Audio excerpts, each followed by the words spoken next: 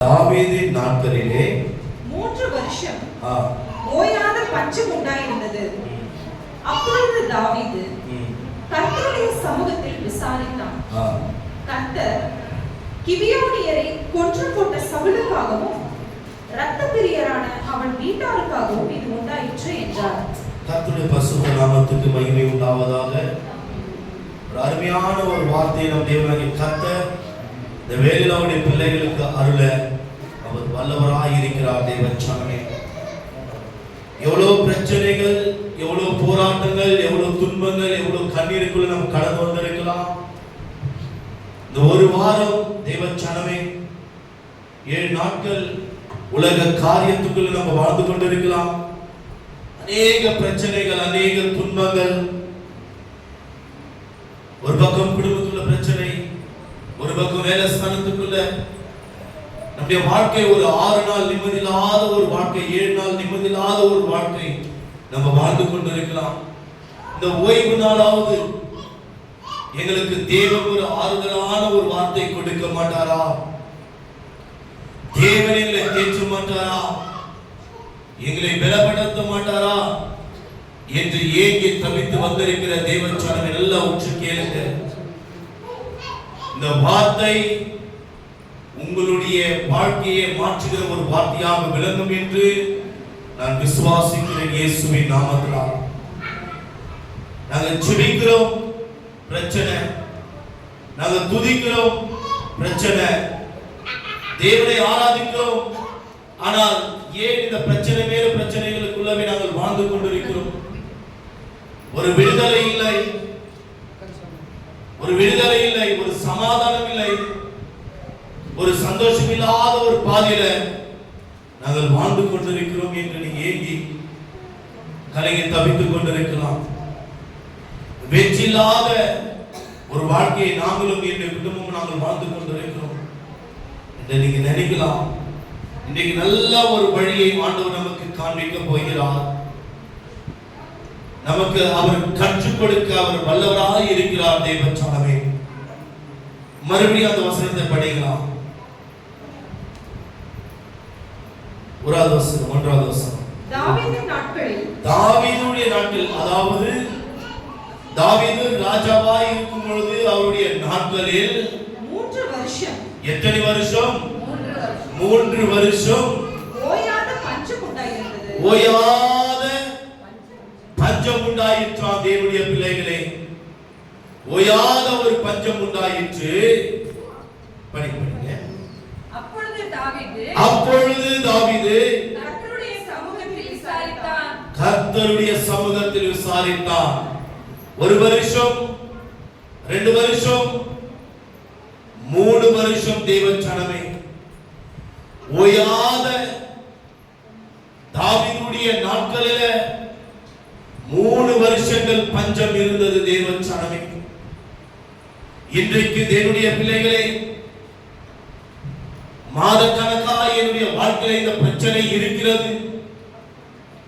நல்லா புரிந்து கொள்ளுங்க, நல்லா விளங்கிக் கொள்ள வேண்டும் தேவனுடைய பிள்ளைகள். ஏதோ நாங்க ஏனாதானமா வந்து இந்த இடத்துல நான் வந்து பிரசங்கிக்கவில்லை. என் தேவனாகிய கர்த்தருக்கு தெரியும் இந்த வாரம் முழுவதும் எப்படி இருந்தோம் என்று. அவர் அறிகிறவராய் இருக்கிறார். பலவீனங்கள், ஆனால் தேவனுடைய பலத்தினால் வந்து இந்த இடத்தில் நின்று நாங்கள் பிரசங்கித்துக் கொண்டிருக்கிறோம். சில வாரங்களாய் உடைய வாழ்க்கையில பிரச்சனைகள், இந்த பிரச்சனைகள் ஓயவில்லையே என்று நீங்க நினைத்துக் கொள்ளலாம். சிலர் உபாசம் தரிக்கலாம். சிலருடைய வாழ்க்கையில மாதக்கணக்காக இந்த பிரச்சனைகள், மாதக்கணக்காக இந்த பிரச்சனைகள் எங்களுக்கு தொடர்ந்து கொண்டிருக்கிறது. இதுக்கு ஒரு விடுதலை இல்லையா என்று நீங்க ஏங்கி கலங்கிக் கொண்டிருக்கலாம். சமஸ்த இஸ்ரவேலுக்கு ராஜாவாய் இருந்த தாவீதுடைய நாட்களில் 3 வருஷங்கள் பஞ்சம்.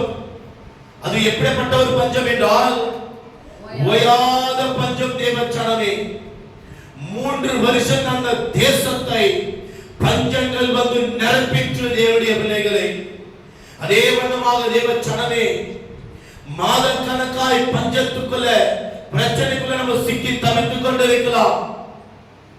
ஏன் சில வருஷ கணக்காய் சில பிரச்சனைகளுக்குள்ள நம்ம சிக்கி தவித்துக் கொண்டிருக்கலாம்.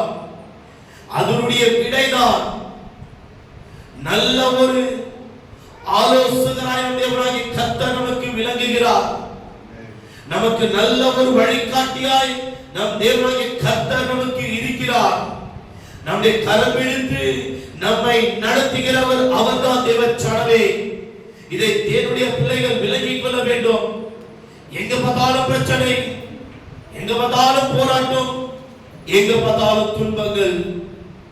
தாவீதுடைய நாட்களில் எவ்வளவு வருஷம் பஞ்சங்கள் இருந்தது?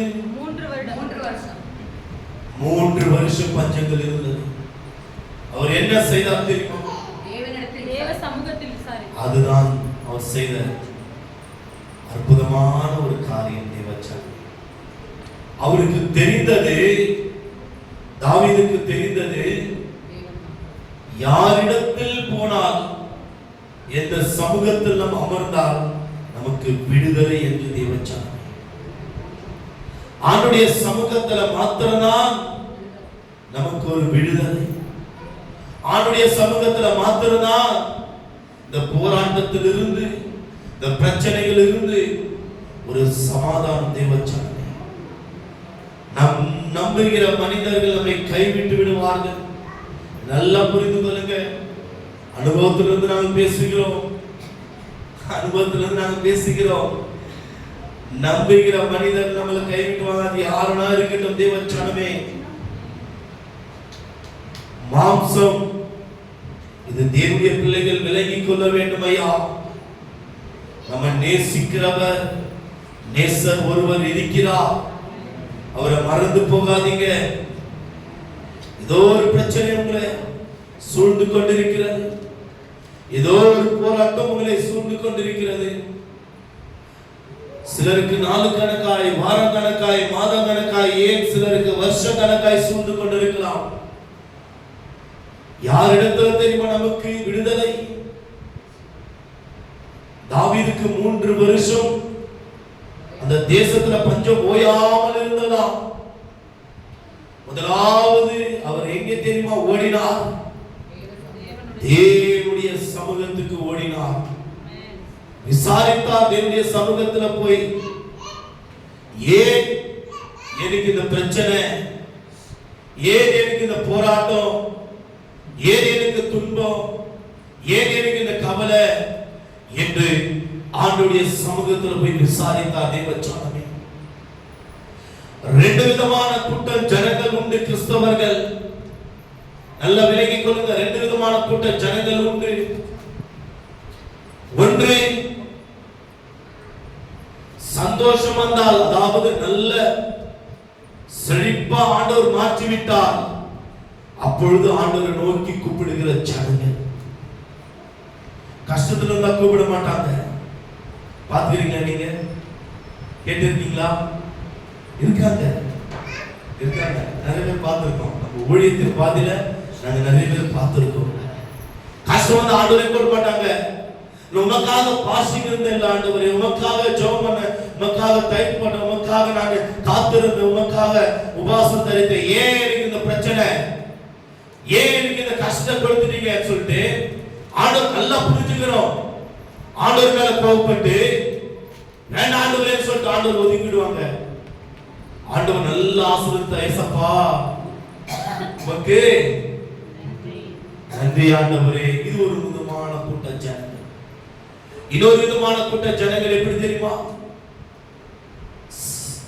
செழிப்பாய் தேவன் மாற்றி விட்டால் ஆண்டவரை தேட மாட்டாங்க. கஷ்டத்துல கண்ணீர்ல தேடுகிற ஜனங்கள். ஆண்டவரே எனக்கு போராட்டம் வந்துருச்சு, எனக்கு விடுதலை இல்லை, எனக்கு வியாதி வந்துருச்சு, எனக்கு வறுமை வந்துருச்சு, ஆண்டவரே நான் இப்படிப்பட்ட சூழ்நிலை இருக்கிறேன், ஆனால் ஆண்டவர் நல்லா செழிப்பா மாற்றி விட்டார். நான் நிறைய பேரை பார்த்திருக்கிறோம். வெளியே நாங்கள் நிறைய பேரை பார்த்திருக்கிறோம். தேவச்சனமே, ஆனா தேவனுடைய பிள்ளைகளை எடுத்துக்கொள்ளுங்க. சங்கீதம் 1ஆம் அதிகாரம் பாருங்க. சங்கீதம் 1ஆம் அதிகாரம் படிக்கலாம்.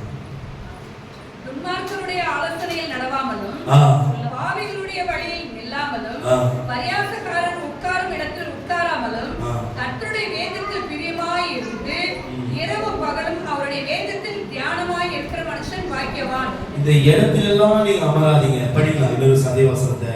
கர்த்தருடைய வேதத்தில் பிரியமாய் இருந்து, அதாவது கர்த்தருடைய சமூகத்தில் நீங்கள் அன்பு கூர்ந்து பிரியப்பட்டவருடைய சமூகத்தில் காத்திருக்கும் பொழுது இரவும் பகலும் அவருடைய வேதத்தில் தியானமாய் இருக்கிற மனுஷன் பாக்கியவான். இரவும் பகலும் அவருடைய வேதத்தில் தியானமாய் இருக்கிற மனுஷன் பாக்கியவான். இரவு என்பது ஆவிக்கு 24 மணி நேரமும் ஆண்டுடைய சமூகத்தில் யாராவது காத்திருக்க முடியுமா? சாப்பிடாத, தண்ணி குடிக்காத, பாத்ரூம் போகாத, குடும்பத்தை கவனிக்காத யாரும் இருக்க முடியாது. எப்படி இருந்தாலும் நம்ம பாத்ரூம் போனோம், எப்படி இருந்தாலும் பிள்ளைகளை பார்க்கணும், எப்படி இருந்தாலும் குடும்பத்தை நம்ம பார்க்கணும். ஆனால் இந்த இடத்துல 24 என்ற அவர்ஸ், அந்த 24 பார்த்தீங்களா, இரவும் பகலும். எப்படி அந்த வசனத்தை படிக்கலாம்? இரவும் பகலும், நல்லா கேளுங்க, இரவும் பகலும் அவருடைய வேதத்தில் தியானமாய் இருக்கிற மனுஷன் பாக்கியவான். அதுதான், அதாவது அவருடைய சமூகத்தில் காத்திருக்கிற மனுஷன் பாக்கியவான். எப்படி ஐயா நான் இரவும் பகலும் அவருடைய சமூகத்துல காத்திருக்க முடியும்? காத்திருக்க முடியாது. ஒரு 10 மணி நேரம் ஓகே, ஒரு நாள் இல்ல 24 மணி நேரம் இல்ல அவ்வளவுதான் காத்திருக்க முடியும். இல்ல ஒரு 2 நாள் அவ்வளவுதான் 48 மணி நேரம் காத்திருக்க முடியும். அவ்வளவுதான். அதுக்கு மேல நம்ம என்ன செய்வது? காத்திருக்க முடியாது. எனக்கு நமக்கும் குடும்பங்க அந்த இருக்கு, குடும்பத்தை கவனிக்கணும், கடமைகள் உண்டு, பிள்ளைகள் என்ற கடமைகள் உண்டு, வேலை சார்ந்த கடமைகள் உண்டு, உலகத்துல சில கடமைகள் நமக்கு இருக்கிறது, அதெல்லாம் நம்ம பார்க்கணும்.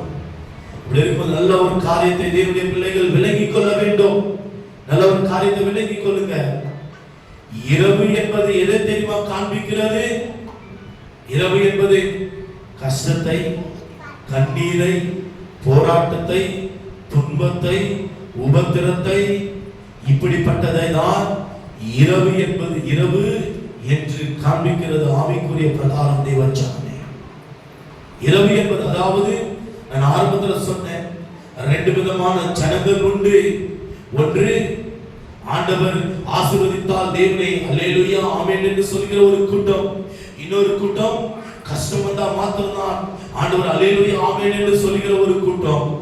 இந்த கஷ்டம் வருகிற கூட்டம், அதாவது கஷ்டம், நான் மறுபடியும் சொல்கிறேன், இரவு என்பது கஷ்டம், கண்ணீர், போராட்டம், துன்பம், உபத்திரம், வியாதி, வறுமை, பற்றாக்குறை, இதெல்லாம் இரவு என்பது நமக்கு காண்பிக்கிறது. தேவனுடைய சனமே, செழிப்பு என்பது எதை தெரியுமா காண்பிக்கிறது? பகலை காண்பிக்கிறது. நல்லா விலகிக் கொள்ளுங்க. செழிப்பு என்பது பகலை காண்பிக்கிறது. சமாதானம், சந்தோஷம், மனமகிழ்ச்சி, நிம்மதியான ஒரு வாழ்க்கை, இப்படிப்பட்ட ஒரு சமாதான பாதையை காண்பிக்கிறது. தேவச்சனமே, இரவு இருந்தாலும் சரி, கஷ்டம் இருந்தாலும் சரி, பகல் இருந்தாலும் சரி, சந்தோஷத்தில் நடந்தாலும் சரி, கர்த்தருடைய சமூகத்தில் காத்திருக்கிறவர்கள் பாக்கியவான்கள். புரியுதுங்களா உங்களுக்கு?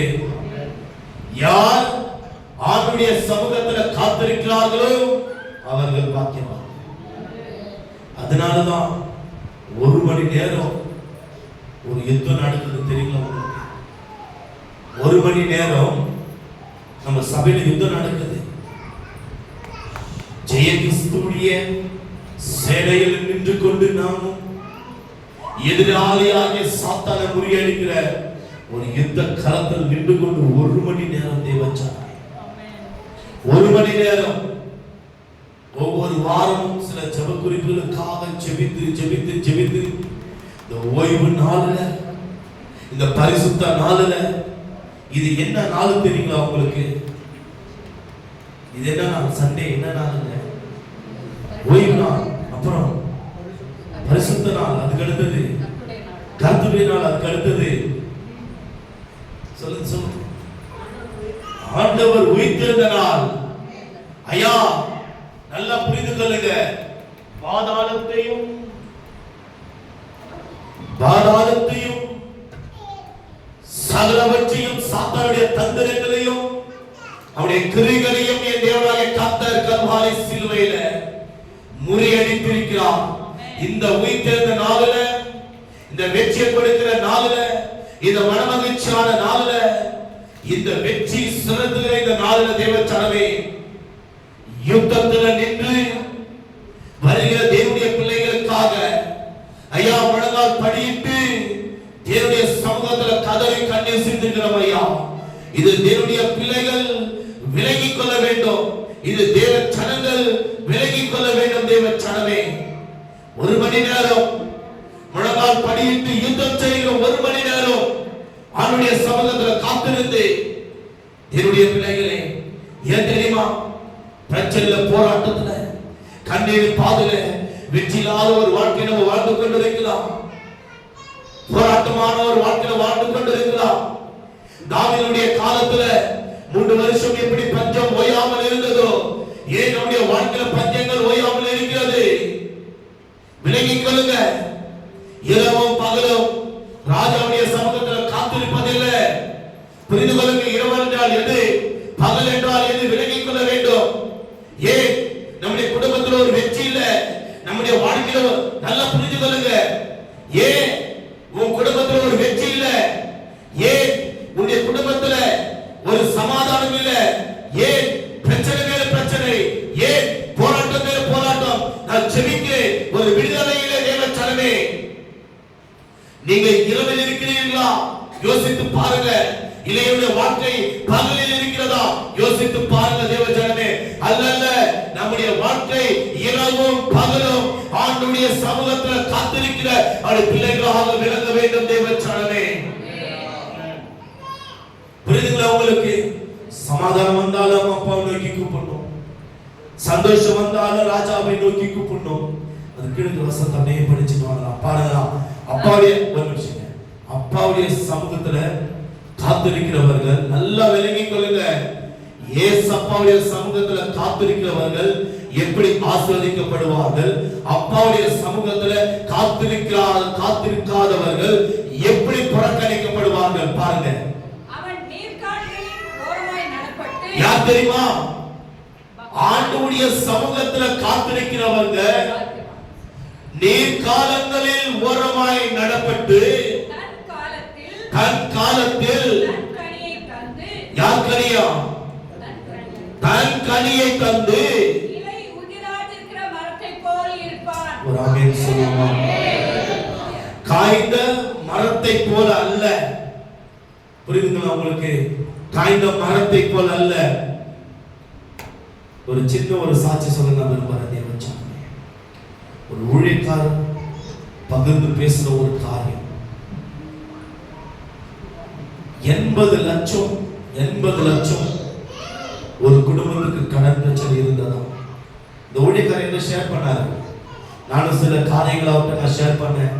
அவரும் அந்த ஊழியக்காரர் எங்கிட்ட ஷேர் பண்ணி சொன்ன ஒரு காரியம், 80 லட்சம் கடன் இருந்ததா. இந்த வேலையில அநேக பேர் பிரச்சனையோடு நம்ம வந்திருக்கலாம், அநேக பேர் போராட்டத்தோடு இந்த வேலை நம்ம வந்திருக்கலாம். எனக்கா இந்த மந்த் ஸ்கூல் அட்மிஷன் எல்லா பசங்களுக்கும், நம்ம சபையில் எல்லா பசங்களுக்கும் ஸ்கூல் அட்மிஷன் வந்திருக்கிறது. ஒன்று பின்னாடி ஒன்று தொடர்ந்து வந்திருக்கலாம். நம்முடைய குடும்பத்தில் காரியங்கள், நல்ல காரியங்கள் நடந்திருக்கலாம். ஆனால் மறுபடியும் நம்ம அட்மிஷன்ல 50,000 ரூபாய், 1 லட்சம் ரூபாய் நம்ம கட்டுற ஒரு சூழ்நிலைகளுக்குள்ள, அல்லேலூயா, நல்லா கேட்க வேண்டும் தேவனுடைய பிள்ளைகள். 50,000 ரூபாய், 1 லட்சம் ரூபாய் கட்ட வேண்டிய அந்த சந்தர்ப்பத்தில் ஒன்று நின்று இருக்கலாம். தேவச்சனமே, இது என்னையும் சேர்த்துதான் நான் உங்களோடு பேசிக் கொண்டிருக்கிற ஒரு காரியம். என்னை சேர்த்து இந்த ஊழியக்காரர்கிட்ட நான் சில காரியங்கள் பகிர்ந்து பேசுறேன். இந்த ஊழியக்காரர் ஒரு வார்த்தை சொன்னார், நல்லா விளங்கிக் கொள்ளுங்க. பாஸ்டர் அருண், என்னோட பெரியவர் பாஸ்டர் அருண், என் சபையில ஒரு குடும்பத்துக்கு 80 லட்சம் ரூபாய் கடன் இருந்தது. உண்மை, வீடியோ ரெக்கார்ட் ஆகி இருக்கு, அந்த ஊழியக்காரர் பாப்பார். என் குடும்பத்துக்கு என் சபையில வர சபை விசுவாசிய குடும்பத்துக்கு 80 லட்சம் ரூபாய் கடன் இருந்தது. ஆனால் தகப்பன் என்ற ஸ்தானத்தில் நின்று ஊழியக்காரர்கள் தகப்பன் ஸ்தானம் நீங்க எல்லாம் என்னோட பெரியவங்களா இருந்தாலும் சில பெரியவங்களா இருப்பீங்க.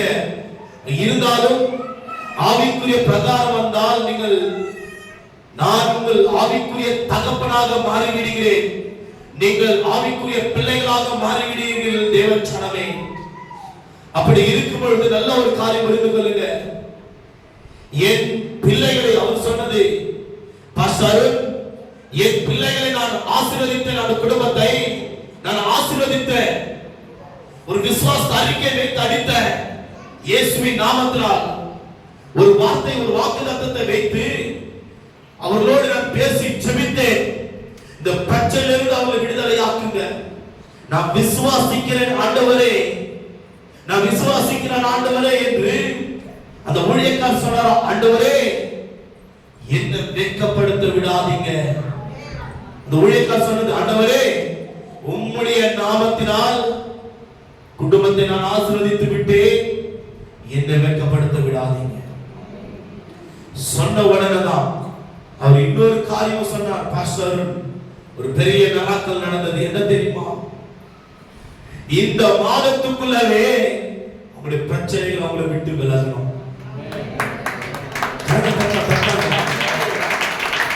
இந்த மாதத்துக்குள்ளவே அந்த பிரச்சனைகள் அவங்களை விட்டு விலகணும் என்று நான் சொன்னேன்.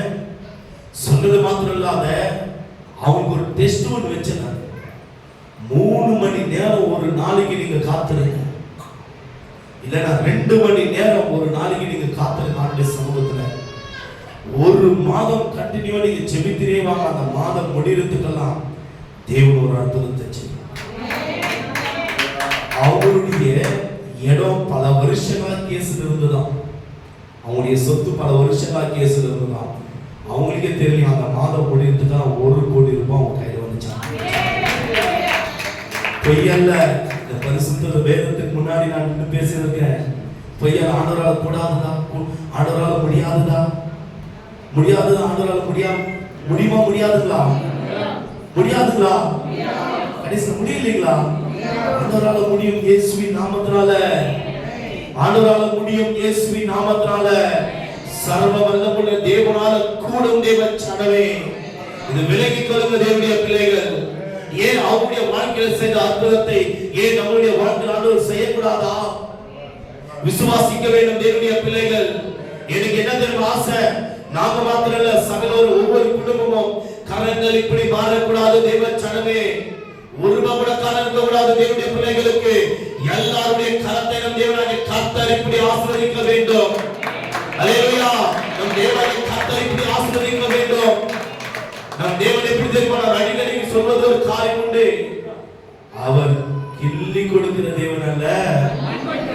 பாத்தீங்களா? அல்லேலூயா.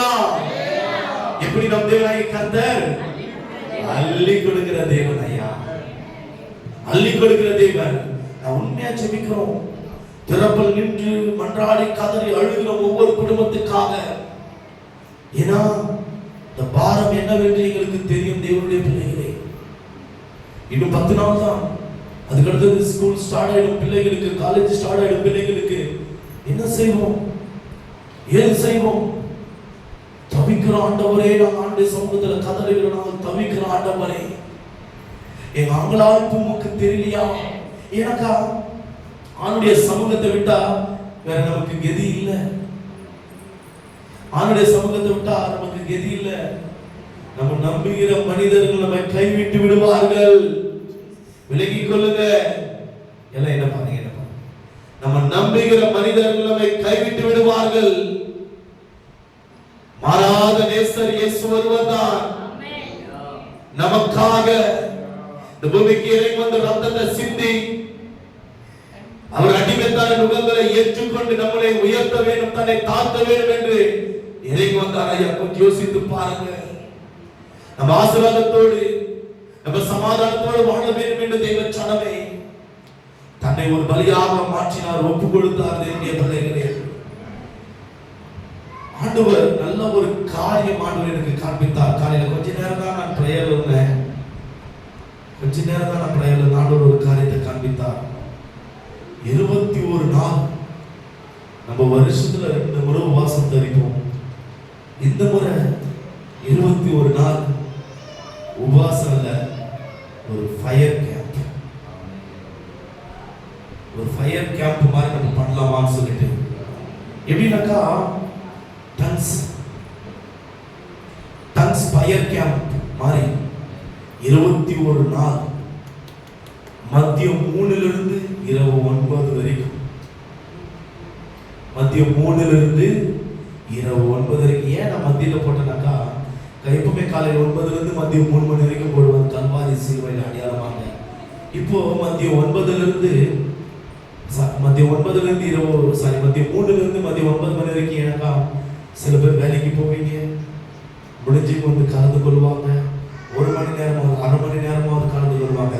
அது நிமித்தம் தான் இரவு 9 மணி வரைக்கும் இந்த இடத்துல நாங்கள் உபாசனை ஒரு fire camp, tongues fire camp. தேவனுடைய பிள்ளைகளே, 21 நாள் 6 மணி நேரம் அந்நிய பாஷைகள் எப்படி இருக்கும் தெரியுங்களா?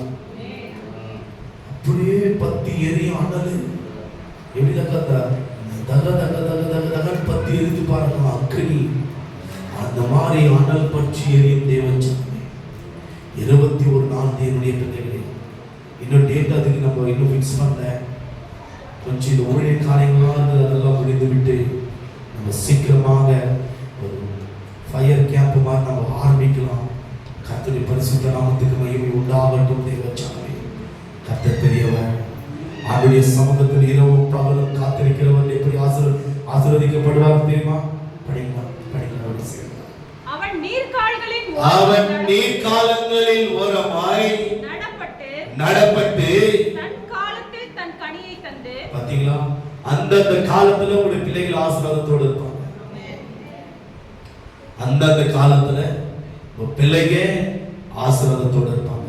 அந்தந்த காலத்துல உங்களுடைய குடும்பம் ஆசீர்வாதத்தோடு இருக்கும். தேவச்சனமே, அந்தந்த காலத்துல உங்க குடும்பத்தில் உள்ள ஒவ்வொருத்தரும் ஆசீர்வாதத்தோடு இருப்பாங்க. ஒரு அல்லேலூயா சொல்லுவோம். இது எப்படி தெரியுமா? நல்லா புரிந்து கொள்ளுங்க. நீர்க்காலங்களில் ஓரமாய் நடப்பட்ட ஒரு மரம் எப்படி இருக்கிறதோ செழித்தோங்கி வளரும். அதுபோல தேவனாகிய கர்த்தருடைய சமூகத்தில் காத்திருக்கிற செழித்தோங்கி வளருவாங்க. தேவச்சனமே, அதுக்கு தன் காலத்தில் தன் கனியை தந்து இலை உதிராதிருக்கிற மரத்தை போல இருப்பாள். நீங்க போன மாசத்துல பாத்தீங்க வெயில் எப்படி இருந்ததுன்னு சொல்லிட்டு, தாங்க முடியல. இந்த ஒரு வாரம் தான் வெயிலுக்கு கொஞ்சம் பரவாயில்ல, கொஞ்சம் மழை வந்தது, நல்ல மழை. கொஞ்சம் ஆண்டவர் கிளைமேட்டே மாத்தி கொடுத்துட்டார் அவருடைய பிள்ளைகளுக்காக. இதெல்லாம் யாருக்காக தெரியுமா?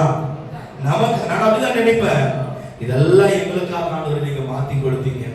எவ்வளவு பேர் ஜெபிச்சிருப்பாங்க தெரியுமா? ஊழியக்காரங்க ஏசப்ப மாத்தி கொடுத்துட்டாரு, நமக்காக மாத்தி கொடுத்தார், அவருடைய பிள்ளைகளுக்காக மாத்தி கொடுத்தார், அவருடைய பிள்ளைகளுக்காக நமக்காக ஆண்டவர் இந்த கிளைமேட்டை மாத்தி கொடுத்தார், இன்னும் மாத்துவார். மகிமை உண்டாகட்டும். அப்போ காய்ந்து போன மரங்கள் எப்படி இருந்தது? அது போலதான் இருந்தது. எல்லா மரங்களும் காய்ந்து போன மரத்தை போல இருந்தது. எல்லா மரங்களும் இலை உதிர்ந்து ஒரு மொட்டையா நிற்கிற ஒரு மரத்தை போல பார்த்தோம். ஆனா இப்ப எல்லா மரத்தை பாருங்க, நான் ஒரு வாரம் ஆச்சு செடிகளுக்கெல்லாம் தண்ணி ஊற்றி எல்லா மரம் செடி கொடிகள்லாம் பாருங்க செழித்தோங்கி வளர்ந்து பூத்து பூக்கிறது. தேவச்சனமே, கர்த்தருடைய சமூகத்தில் நீங்கள் காத்திருக்கும் போது உங்களுடைய வாழ்க்கை பூ பூத்து காய்த்து கனி கொடுக்கிறவராய் மாறுவீங்க. தீர்க்கதரிசனம் ஐயா, இதெல்லாம் தீர்க்கதரிசனம். வெறும் பேர் அழைப்பதில் அது ஒரு தீர்க்கதரிசனம். இது வசனத்தின் மூலமா ஆண்டவர் பேசிக் கொண்டிருக்கிற ஒரு வார்த்தை. இது தீர்க்கதரிசனம். உங்க வாழ்க்கை எப்படி இருக்கு? ஆண்டவருடைய சமூகத்தில் காத்திருக்கும் பொழுது படிக்கலாம் வசனத்தை. அவன் நீர்க்கால்களில் ஓரமாய் நடப்பட்டு, நம்முடைய வாழ்க்கை நீர்க்கால்களில் ஓரமாய் நடப்பட்டு காலத்தில் தன் கனியை தந்து, அந்தந்த காலத்துல அந்தந்த கனியை கொடுப்போம். இலை உதிராதிருக்கிற மரத்தை போல, இலை உதிராத மரத்தை போல இருக்கலாம். நம்ம குடும்பத்துல நம்ம நினைச்சுக்கலாம், ஐயோ என் கணவர் இப்படி இருக்கிறாரு, என் மனைவி வாழ்க்கை இப்படி இருக்கிறது, என் பிள்ளைகளுடைய லைஃப் இப்படி இருக்கிறது, என் பிள்ளைங்களுக்கு நல்ல ஒரு வேலை வாய்ப்பு, நல்ல ஒரு காலேஜ், நல்ல என் பிள்ளைங்க உயர்வு கிடைக்காதா, என் குடும்பம் ஆசீர்வதிக்கப்படாதா, என் மருமகள் ஆசீர்வதிக்கப்படும். ஏங்க தவித்துக் கொண்டு இருக்கலாம்? ஐயா, நீங்க ஆண்டுடைய சமூகத்துல காத்திருக்கும் பொழுது அந்தந்த காலத்தில்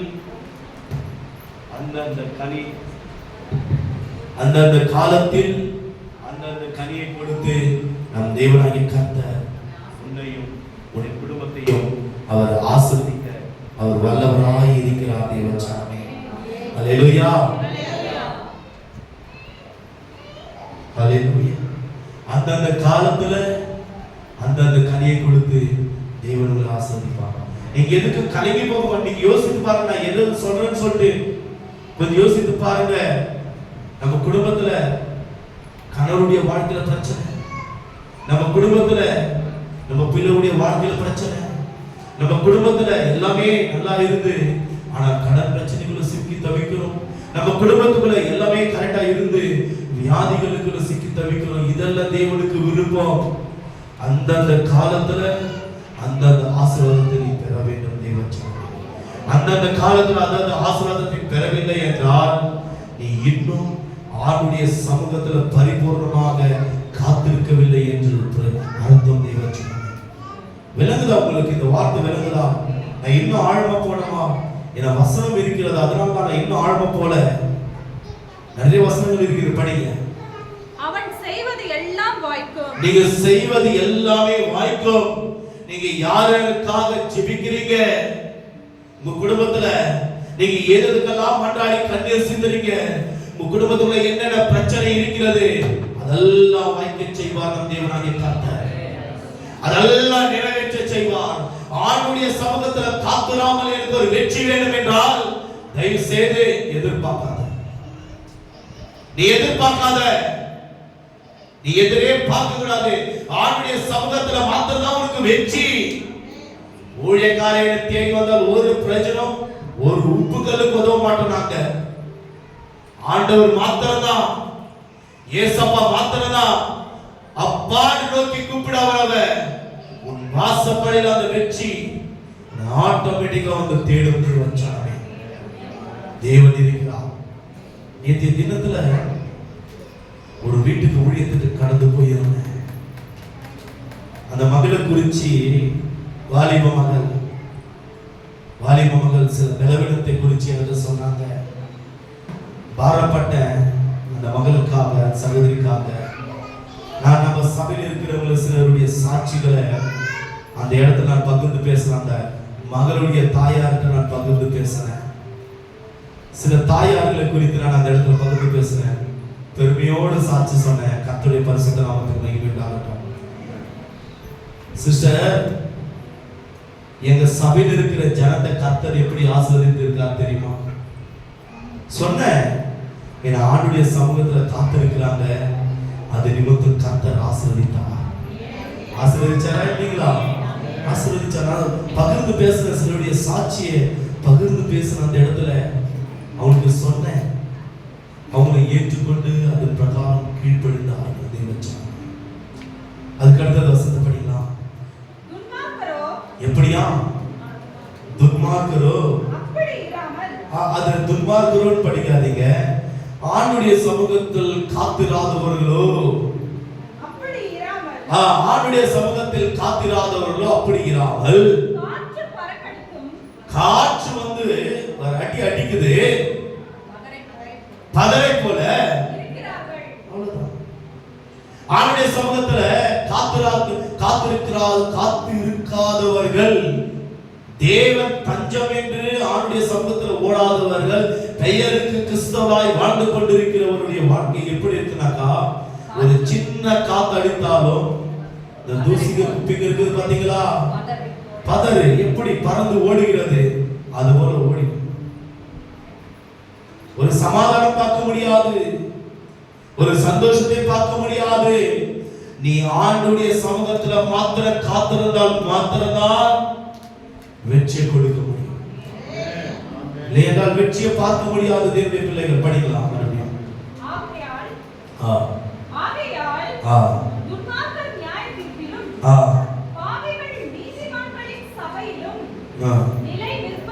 அடிப்படை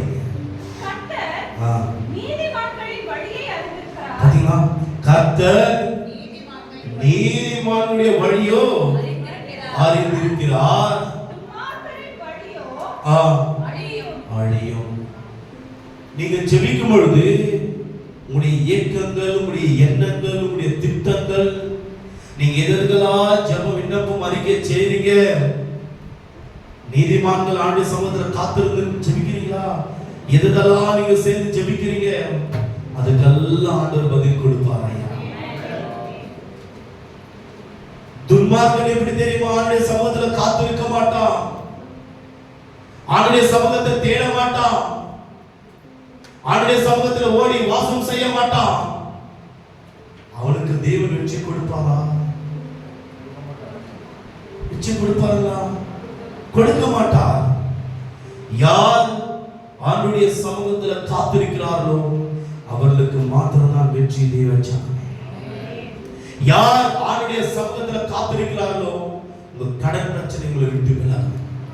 யார் ஆண்டுடைய சமூகத்துல காத்திருக்கிறார்களோ உங்களுடைய கண்ணீர்கள் உங்களுக்கு துடைக்கப்படும். யார் ஆண்டுடைய சமூகத்துல காத்திருக்கிறார்களோ உங்களுடைய வியாதிகள் உங்களை விட்டு விலகும். யார் ஆண்டுடைய சமூகத்துல காத்திருக்கிறார்களோ உங்க குடும்பத்துக்கு இருக்கிற பிரச்சனைகள், உங்கள் குடும்பத்துக்கு இருக்கிற பற்றாக்குறைகள் உங்களை விட்டு விலகும். தேவன் சொன்னாங்க, இல்ல பிரதர் எங்க மனைவி மாத்திரம், இல்ல பிரதர் எங்க கணவர் மாத்திரம், இல்ல நான் மாத்திரம் ஜெபிக்கிறேன், என் பிள்ளைங்க வேண்டாம். நான் உங்களை பார்த்து ஒரு கொஸ்டின் கேட்கிறேன், உங்க கணவர் சாப்பிட்டு நீங்க சாப்பிடாத உயிர் வாழுங்க, இல்ல நீங்க சாப்பிட்டு உங்க கணவர் சாப்பிடாத உயிர் வாழ முடியுமா? இல்ல நீங்க சாப்பிட்டு உங்க பிள்ளைங்க, ஐயா எதில் ஸ்ட்ரிக் பண்ணமா அதில் ஸ்ட்ரிக் பண்ணுங்க. உங்களுடைய பிள்ளைங்களே நல்லா புரிந்து கொள்ளுங்க. ஆவிக்குரிய ஒரு காலத்துக்குள் நம்ம நின்று கொண்டிருக்கிறோம். என்னுடைய பிள்ளைகள் விலகிக் கொள்ள வேண்டும். இல்ல எங்க குடும்ப சூழ்நிலை, எங்க குடும்பத்தில் எல்லாமே புற ஜாதியில இருக்கிறாங்க, நான் மட்டும் ரட்சிக்கப்பட்டிருக்கேன். அப்படி நீ முழங்கால் படிட்டு நீ அதிகமா செவி குடும்பத்துக்காக ஆண்டவர் ஒரு வெற்றியை கொடுப்பார். ஆண்டுடைய சமூகத்துல காத்திருக்காதவங்க என்ன தெரியுமா, அவங்களுடைய வாழ்க்கை என்ன தெரியுமா நடக்கும்? இன்னும் 1/4 மணி நேரம் இருக்குது, அதுவும் பார்த்தல. நான் அடுத்த வாரம் தொடர்ச்சியை கொண்டு போகலாம்னு நினைச்சேன். இன்னைக்கு எவ்வளவு குயிக்க முடியுது, நான் முடிச்சிடறேன், 10 நிமிஷம் நான் முடிச்சிடறேன். எடுத்துக்கலாம். ஆதியாகமம் 12ஆம் அதிகாரம். நல்லா கேட்கணும் இந்த வார்த்தை, இந்த வசனத்தை நல்லா கேட்கணும் தேவனுடைய பிள்ளைகள். ஆண்டுடைய சமூகத்துல காத்திருக்காதவனுடைய வாழ்க்கை நிலைமை என்ன?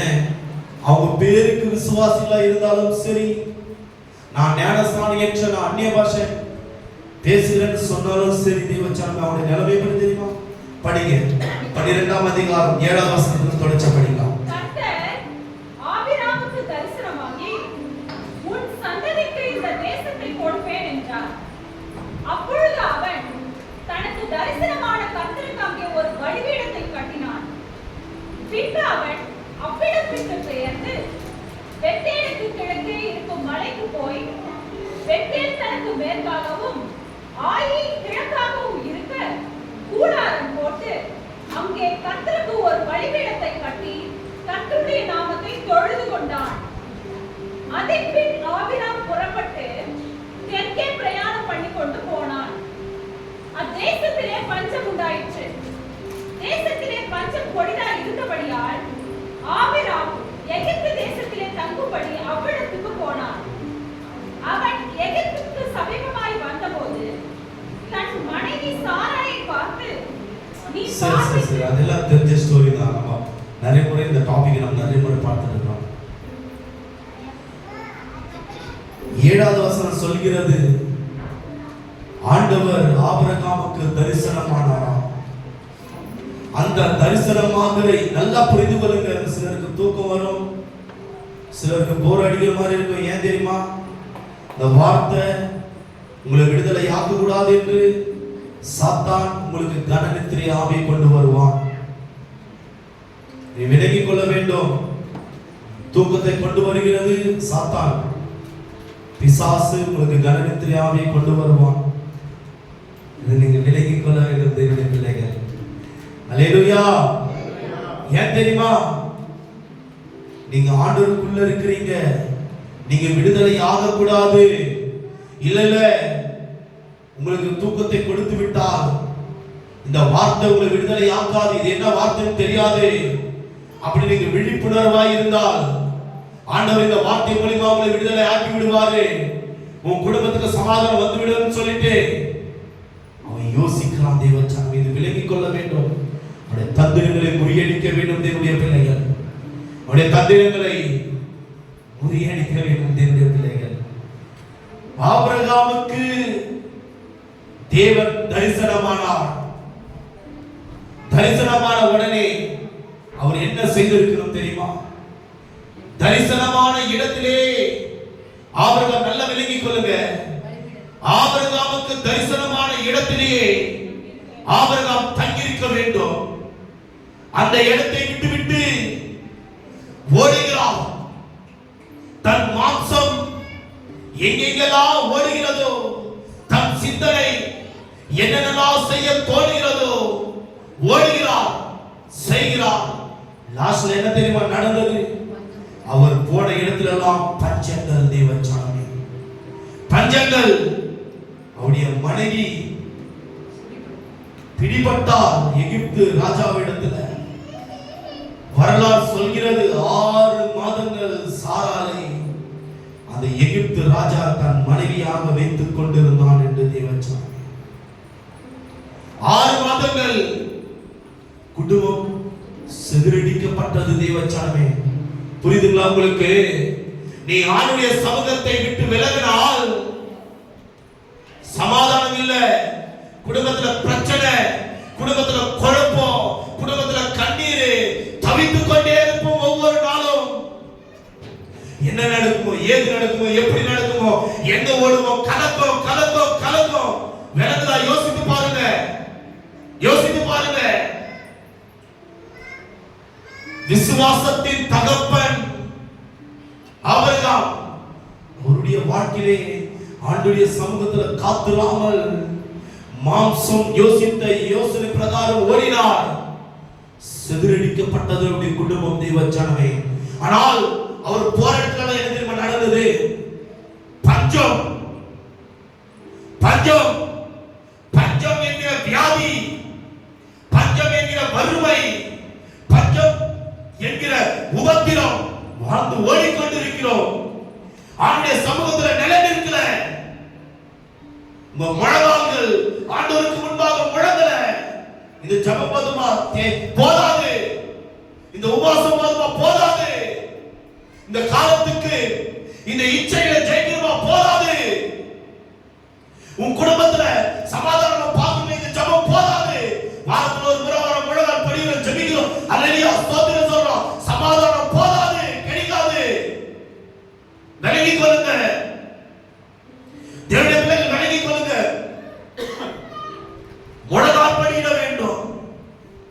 தேவனுடைய பிள்ளைகள் அப்பாவை நோக்கி கதறிப்பார், ராஜாவை நோக்கி கண்ணீர் சிந்துப்பார். ஒரு நாளைக்கு ஒரு தீர்மானம் எடுங்க. 1 மாசம் நான் உங்களுக்கு ஒரு சேலஞ்சான இந்த டாஸ்க் கொடுக்கிறேன்.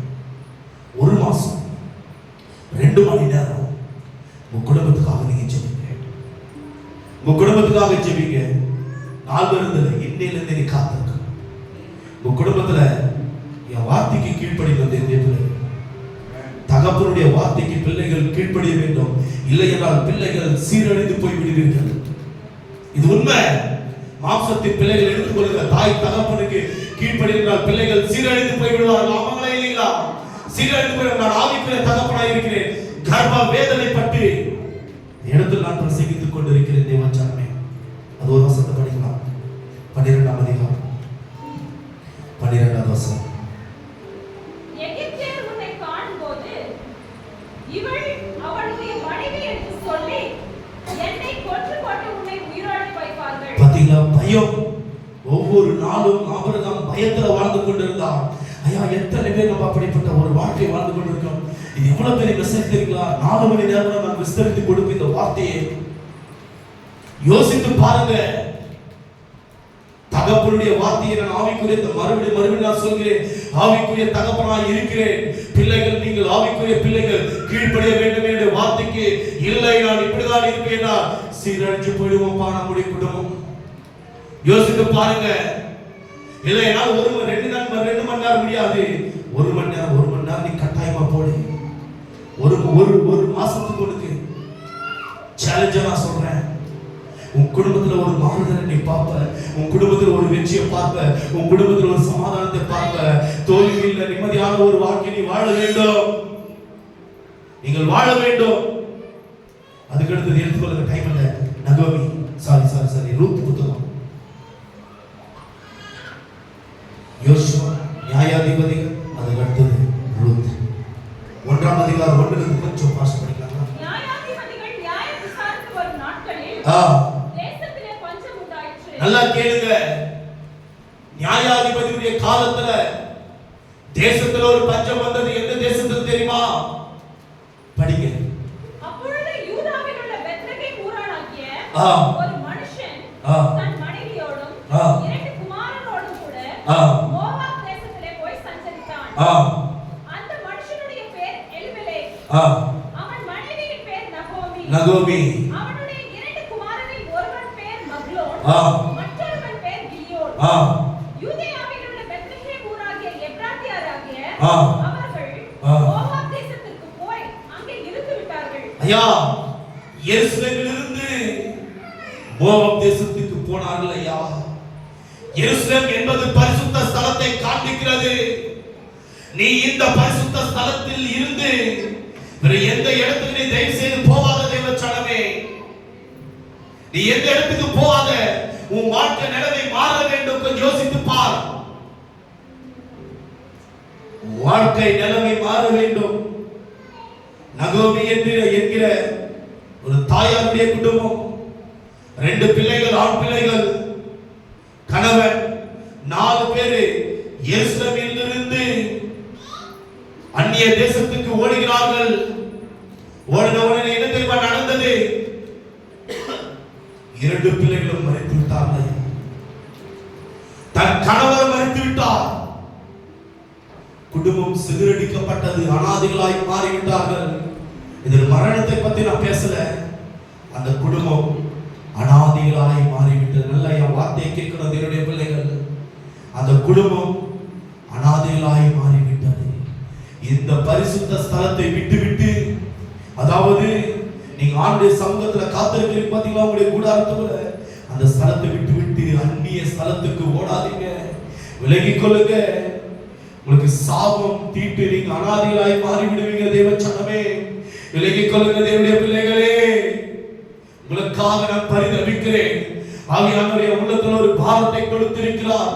அதனால் தான் இப்படிப்பட்ட ஒரு வார்த்தையை உங்கள் நடுவில் நான் பிரசங்கித்துக் கொண்டிருக்கிறேன். இதை நான் அதிகமாக நான் கொண்டு போகவில்லை. நான் போதும் என்று நினைக்கிறேன். இன்னும் நிறைய இருக்கிறது. அநேக வார்த்தைகள் இருக்கிறது. நான் எடுத்து பேச முடியும். பஞ்சம் எப்படி உண்டாயிற்று என்று, பஞ்சம் எப்படி உண்டாயிற்று என்று ஒரு பஞ்சம் இருக்கிறது தெரியுமா? ஆமோஸ் 8ஆம் அதிகாரம் 11ஆம் வசனம் சொல்கிறது. நல்லா கேளுங்க. இதோ நான் தேசத்து மேல் பஞ்சத்தை அனுப்பும் நாட்கள் வருகிறது. கர்த்தர் சொல்கிறார். தேவச்சனமே, நம்மை ஒவ்வொருத்தை பார்த்து இரட்சகராகிய இயேசுவான் வருகிறார். ஆமோஸ் 8ஆம் அதிகாரம் 11, 12, 13 வசனங்கள் சொல்கிறது. இதோ நாம் தேசத்து மேல் பஞ்சத்தை அனுப்பும் நாட்கள் வருகிறது. அது எப்படிப்பட்ட பஞ்சம் தெரியுமா? ஆகாரினால் வருகிற, சாப்பாட்டினால் வருகிற பஞ்சமும் அல்ல, ஜலத்தினால் வருகிற தாகமும் அல்ல. புரியுதுங்களா உங்களுக்கு? இதோ நாம் தேசத்தின் மேல் பஞ்சத்தை அனுப்பும் நாட்கள் வருகிறது. விலகிக் கொள்ளுங்க. நாம் தேசத்தின் மேல் பஞ்சத்தை அனுப்பும் நாட்கள் வருகிறது. தண்ணினால் உண்டாகிற பஞ்சமும் அல்ல, பசினால் உண்டாகிற பஞ்சமும் அல்ல. தேவனுடைய வசனம் தேட கிடையாத ஒரு பஞ்சத்தை அனுப்புவேன் என்று கர்த்தராகிய இஸ்ரவேலின் தேவனாகிய கர்த்தர் உரைத்திருக்கிறார். நமக்கு தீர்க்கதரிசனமாக தேவச்சனமே, அவருடைய சமூகத்துல காத்திருங்க, அவருடைய வேதத்துல பிரியமா இருங்க. தயவு செய்து தேவனுடைய பிள்ளைகள் அநேகர் படித்தவங்க இருக்கீங்க, வேதத்தை தியானிங்க. இல்லை என்றால் படித்தவங்க வேதத்தை தியானிக்கவில்லை என்றால் உங்களுடைய வாழ்க்கை, உங்களுடைய குடும்பத்தின் வாழ்க்கை ஒப்பட சொல்லுங்க, தப்ப நினைச்சுக்காதீங்க, சீர்குலைந்து போய்விடும். வேதத்தை தியானிக்கவில்லை என்றால் ஆசீர்வாதம் கிடைக்காது. வேதத்தை வாசிக்கவில்லை என்றால் சாபத்துக்குள்ள விழுந்து விடுவோம். விலகிக் கொள்ள வேண்டும் தேவனுடைய பிள்ளைகள். ஏன் நான் இப்படி பேசுறேன்னு எனக்கு தெரியல. நான் உண்மையை சொல்றேன். ஏன் இப்படி பேசுறேன்னு தெரியல. படிக்கிறவங்க நிறைய பேர் இருக்கீங்க, பைபிள் எடுத்து படிங்க. ஆண்டுடைய சமூகத்தை தேடுங்க. இது ஒரு பஞ்சம். கடைசி காலத்துல வேதம் கிடைக்காத ஒரு பஞ்சத்துக்குள்ள நம்ம நின்று கொண்டு இருக்கிறோம். தேவச்சானமே, ஒரு வாலிபன், ஒரு வாலிப பெண் ஒரு சமுதிரம் தொடங்கி மறு சமுதிரம் வரைக்கும் அலைந்து திரிவார்கள். தாகத்தினால் சோர்வடைவார்கள். நம் வசனம் அப்படிதான் சொல்கிறது. தாகத்தினால் சோர்வடைவார்கள். தேவச்சனமே, அதாவது தாவீதுடைய காலத்தில் ஒரு பஞ்சம் உண்டாயிற்று. 3 வருஷம் ஓயாத பஞ்சம் இருந்தது. தாவீது உலக ரீதியாய் மந்திரிமார்களை அழைத்து பேசவில்லை. முதலாவது செய்த காரியம் தேவ சமூகத்தை தேடினார். உங்க குடும்பத்துக்குள்ள ஏதாவது பிரச்சனைகள், போராட்டங்கள் இருந்திருக்கலாம். வெற்றில்லாத ஒரு வாழ்க்கை வாழ்ந்திருக்கலாம். ஆண்டுடைய சமூகத்தை தேடுங்க. நிச்சயமாக கர்த்தர் ஆசீர்வதிப்பார். எல்லாரும் எழுந்து நிற்கலாம்.